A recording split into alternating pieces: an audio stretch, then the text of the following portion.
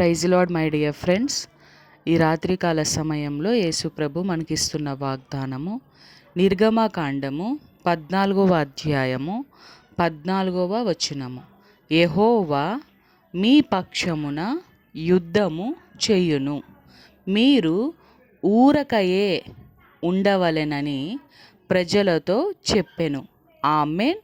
యేసు ప్రభు మనతో చెప్తున్నారు, sisters and brothers, మీరు ఊరకయే ఉండవలెను, మీరు మౌనముగా ఉండవలెను, నేను మీ పక్షమున యుద్ధము చేస్తాను.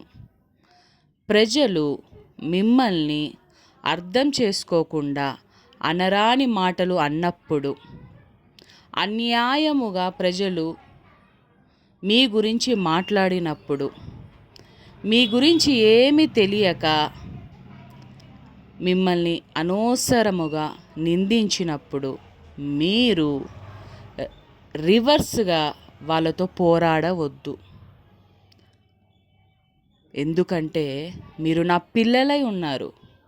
మీరు మౌనముగా ఉండవలెను. మీ పిలుపే మౌనమైన పిలుపు. మీరు మౌనముగా సైలెంట్గా ఉండాలి. మీరు ప్రార్థన చేయటమే మీ డ్యూటీ. మీ పక్షమున యుద్ధము చేసేవాడను నేను.